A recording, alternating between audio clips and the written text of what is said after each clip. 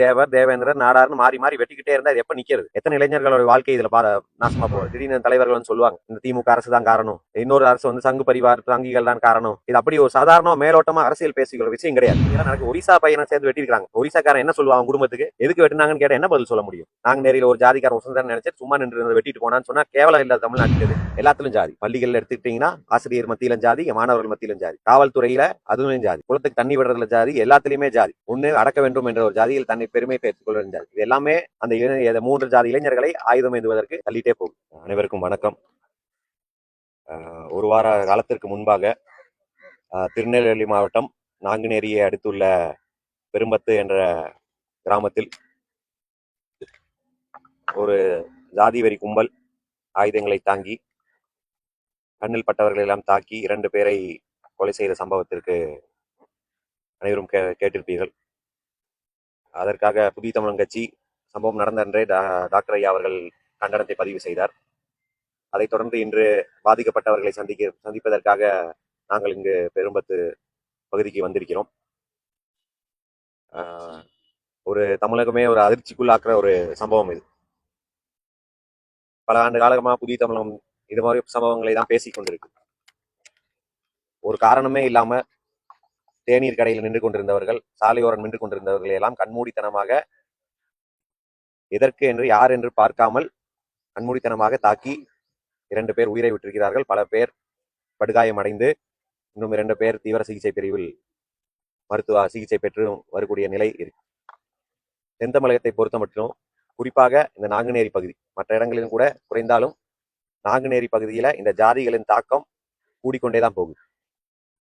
ஏதோ ஒரு ஜாதியை சொல்ல வேண்டும்னு சொல்லல, தொடர்ந்து 3 ஜாதிகள வன்முறை சம்பவங்கள், இளைஞர்கள் அதற்கு போகிற ஒரு நிலை ஏற்படுது. எல்லாத்திலும் ஜாதி. பள்ளிகள் எடுத்துக்கிட்டீங்கன்னா ஆசிரியர் மத்தியிலும் ஜாதி, மாணவர்கள் மத்தியிலும் ஜாதி. காவல்துறையில அதுவும் ஜாதி. குளத்துக்கு தண்ணி விடுறதுல ஜாதி. எல்லாத்திலுமே ஜாதி.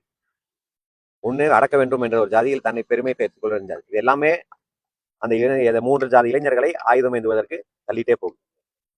ஆயுதம் ஏந்துகிற நிலையில வயசெல்லாம் கைது செய்யப்பட்டவர்கள் வயசும் பாதிக்கப்பட்டவர்கள் வயசு எல்லாம் பார்த்தா 18, 19, 20 இதெல்லாம் அருவாள் எடுக்கிற வயசு கிடையாது. தென் மாவட்டங்களோட மாற்றம் வர வேண்டும், வளர்ச்சி வர வேண்டும் என்று பல காலமா பேசிட்டு இருக்கோம். தொழில் வளர்ச்சி வர இல்லை என்று. ஆனால் இன்னும் இந்த அருவாள் எடுக்கிற கலாச்சாரங்களும் கொலை செய்கிற கலாச்சாரமும் இங்க நின்றபாடு கிடையாது. இது தமிழக அரசும் சரி, காவல்துறையும் சரி, ஏதோ 50 வருஷமா எப்படி இதை கையாளுகிறார்களோ அப்படியெல்லாம் கையாண்டால் இது அதற்கான தீர்வு நிச்சயம் கிடைக்காது. ஒரு புதிய அணுகுமுறையை கையில் எடுத்தால் மட்டும்தான் இது போல மாறும். ஏன்னா 3 தேவர், தேவேந்திரர், நாடார்னு மாறி மாறி வெட்டிக்கிட்டே இருந்தா இது எப்ப நிக்கிறது? எத்தனை இளைஞர்களோட வாழ்க்கை இதுல நாசமா போறது? நாங்களும் சொல்றோம், சும்மா வெட்டுறாங்க. மணக்கரையில மணிங்கிற சும்மா வெட்டினாங்க. பல பேர் சும்மா ஆடு மேய்ச்சிட்டு இருந்த வெட்டினாங்க, கால் மேல கால் போட்டு வெட்டினாங்க. இன்னைக்கு வெறும் தேநீர் கடையில டீ குடிக்கிறவங்களுக்கு கூட வெட்டுக்கிற நிலைமை. இதெல்லாம் மாற வேண்டும் என்றால் ஒரு புதிய அணுகுமுறை எடுக்கணும். எல்லா இடத்துல இருந்தும் ஜாதிகளை அப்புறப்படுத்தணும். பள்ளி கல்லூரியிலிருந்து ஆரம்பிக்குது. சின்னதுரை என்ற மாணவர் வெட்டப்பட்டார். அது ஒரு இன்சிடென்ட் கிடையாது. இங்க நாங்குநேரியில படிக்கக்கூடிய அரசு பள்ளி மாணவர்கள் கேட்டா ஆசிரியர்கள், மாணவர்கள் என்று எல்லாமே ஜாதி கூட்டங்களா வெறி இருக்கங்கள ஜாதி இறுக்கத்தோட தான் வாழ்ந்துட்டு இருக்கிறாங்க. சமூக வலைத்தளங்கள் உலகத்துல என்னென்னமோ நடந்துட்டு இருக்கு. ஆனா நாங்குநேரிக்குள்ள உட்காந்துக்கிட்டு சமூக வலைத்தளங்களை ஜாதியை போற்றுவதும் தூற்றுவதும், அங்க அது சமூக வலைத்தளங்களையும் வைத்துக்கொண்டே ஜாதியை வளர்த்து கொண்டு இருக்கிறாங்க. அப்ப இது ஒரு கடுமையான ஒரு இரும்பு கரத்தை கொண்டு அடக்குனா மட்டும்தான் இது முடியும். நம்ம இது ஏதோ அரசை குற்றம் சாட்டுவதற்கு ஒரு அரசை திடீர்னு தலைவர்கள் வந்து சொல்லுவாங்க, இந்த திமுக அரசு தான் காரணம், இன்னொரு அரசு வந்து சங்கு பரிவார் சங்கிகள் தான் காரணம். இது அப்படி ஒரு சாதாரண மேலோட்டமா அரசியல் பேசிக்கிற விஷயம் கிடையாது. பாதிக்கப்படுற இளைஞர்கள் மத்தியில இருந்து நான் பேசுறேன். நம்ம அரசியல் பேசி விட்டு போயிடலாம். இந்த அரசியல் கட்சியில் ஏதோ ஒரு கட்சி ஆட்சியில் இருக்குதான் செய்யும், அவர்கள் மேல பழியை தூக்கி விட்டுட்டு போயிடலாம் என்று இது முடிகிற பிரச்சனை கிடையாது. இது அதை விட ஆழமாக இருக்கிற பிரச்சனை. அது புரியறதுக்கு இங்க இருக்கிற இந்த மண்ணில் இருக்கு திருநெல்வேலியில நாங்குநேரியில் இருக்கிறவங்களுக்கு தான் அந்த பிரச்சனை எல்லாம் புரியும். சில பேர் யாரோ அரசியல் பிழைப்புக்கு, யாரோ ஜாதியில் தன்னை உசந்தவர் என்று காட்டுகிறதுக்கு மீண்டும் மீண்டும் இளைஞர்களை தூண்டி விடுறது. எல்லா ஜாதி இளைஞர்களும் தான் பாதிக்கப்படுறான், ஒரு ஜாதி இளைஞர்கள் பாதிக்கப்படல. எப்ப நாங்குநேரி இதை விட்டு வெளியே வர்றது, எப்ப திருநெல்வேலி இதை விட்டு வெளியே வர்றது? உலகம் எங்கேயோ போயிட்டு இருக்கும்போது இப்படி எல்லாம் நடக்கும். ஒரிசா பையனை சேர்ந்து வெட்டிருக்காங்க. ஒரிசாக்காரன் என்ன சொல்லுவாங்க குடும்பத்துக்கு? எதுக்கு வெட்டினாங்கன்னு கேட்ட என்ன பதில் சொல்ல முடியும்? நாங்குநேரியில ஒரு ஜாதிக்காரன் உசந்தன் நினைச்சு சும்மா நின்று வெட்டிட்டு போனான்னு சொன்னா கேவலம் இல்ல தமிழ்நாட்டுக்கு? அது இந்த மாவட்டத்துக்கு கேவலம் இல்லையா? அதனால இன்னைக்கு வரைக்கும் பாதிக்கப்பட்டவங்க சொல்றாங்க, முதலமைச்சர் ஒரு கண்டன அறிக்கை கூட இன்னைக்கு வரைக்கும் விடல. அவர்களுக்கு ஒரு இழப்பீடு கூட கொடுப்பதற்கு இந்த அரசுகள் தயாராக கிடையாது. அரசனுடைய தோல்விதானே. என்னவா இருந்தாலும், எந்த அரசாக இருந்தாலும் இப்படி ஒரு ஜாதி கொடுமை, இப்படி ஒரு ஜாதி வரி தாக்குதல்கள் இன்னும் தமிழகத்தில் தொடர்ந்து கொண்டிருப்பதுங்கிறது அரசுடைய தோல்விதான். அதை தவிர்க்க வேண்டும் என்றுதான் நம்ம பேசிட்டு இருக்கோம். அதனால முதலமைச்சர் இந்த மாதிரி ஜாதிய திராவிடம் பேசுகிறார்கள், ஜாதிய சனாதன ஒழிப்பு என்று பேசுகிறார்கள், அதெல்லாம் பாஜக எதிர்ப்பு மட்டும்தானா? இங்க களத்துல நடக்கும்போது அதை பத்தி ஏன் பேசுவது கிடையாது? முதலமைச்சர் அவர்கள் இது கண்டனம் தெரிவிக்க வேண்டும். இது போன்ற நடக்கக்கூடாது என்று கண்டனம் தெரிவிக்க வேண்டும். சிறப்பு கவனம் செலுத்தி இது போன்ற இங்கே ஜாதி ஊடுருவிக்கிற ஜாதியை வேரோடு அழிக்க வேண்டும்.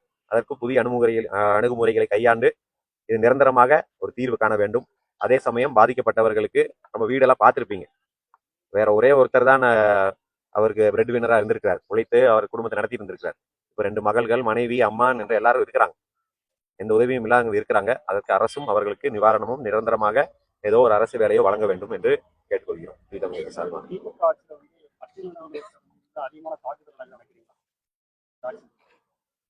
கடந்த 4 ஆண்டுகளாக இது போன்ற குறிப்பாக தேவேந்திர குல சமுதாயத்தின் மீது தாக்குதல்களும் ஆதிராவிட சமுதாயத்தின் மீது தாக்குதல்களும் அதிகரித்து கொண்டுதான் இருக்கு. இதற்கு பல்வேறு விஷயங்கள் புதிய தமிழ் கட்சி போராடி கொண்டுதான் இருக்கு.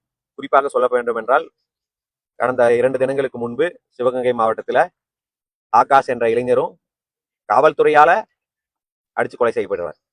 அதுவும் ஒரே ஜாதிக்குள்ள நடப்பட்ட சிறு கைகலப்பு பிரச்சனைக்காக ஏதோ தனிப்படை என்று கூட்டிட்டு போய் காவல்துறையை அடிச்சு கால் உடைச்சு கொலை பண்ணி கொண்டு போறாங்க. ஒரு பக்கம் காவல்துறையுடைய தாக்குதல், இன்னொரு பக்கம் காவல் நிலைய மரணங்கள், இன்னொரு பக்கம் இது போல ஜாதி வெறி கூட்டங்களுக்கு மேல தாக்குதல் என்று பல முனை தாக்குதல்களை இங்க திருநெல்வேலி மாவட்டத்துல தென் தமிழகத்தில் இருக்கக்கூடிய பட்டியல் சாதி சமுதாயத்தினர், அதாவது தேவேந்திர குல வேளாளர் மற்றும் ஆதிதிராவிட சமுதாயத்தினர் சந்தித்து வராங்க. நம்ம பல முறை பேசியிருக்கிறோம். இதுக்காக எந்த கட்சியும் குரல் கொடுப்பது கிடையாது.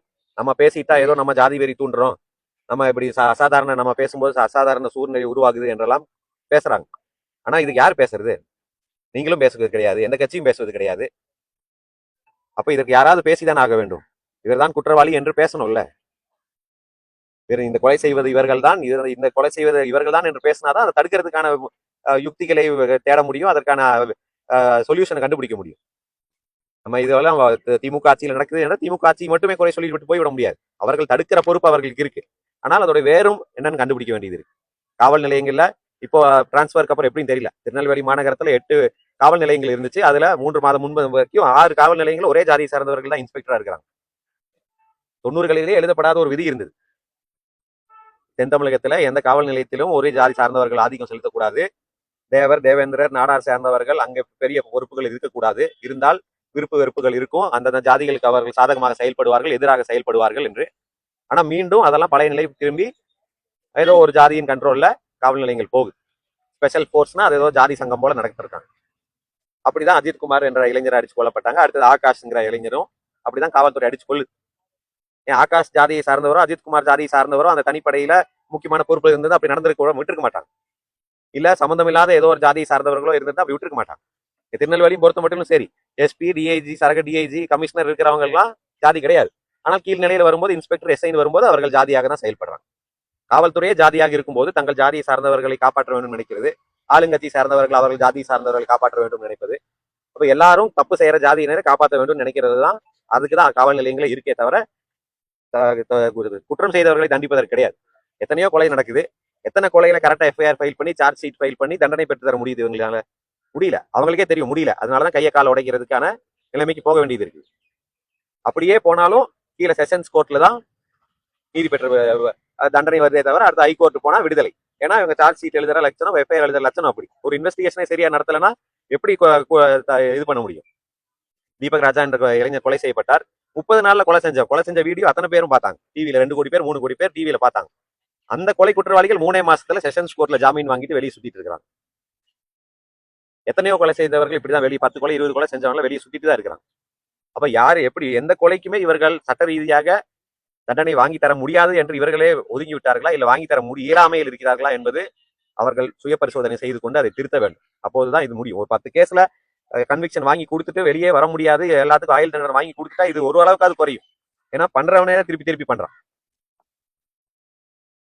அதனால இதையெல்லாம் சிறப்பு கவனம் செலுத்தி அரசு முற்றிலும் ஜாதியை இந்த பகுதி குறிப்பாக நாங்குநேரி பகுதி ஒரு காஸ்ட் சென்சிட்டிவ் ஏரியாவா இருக்கு.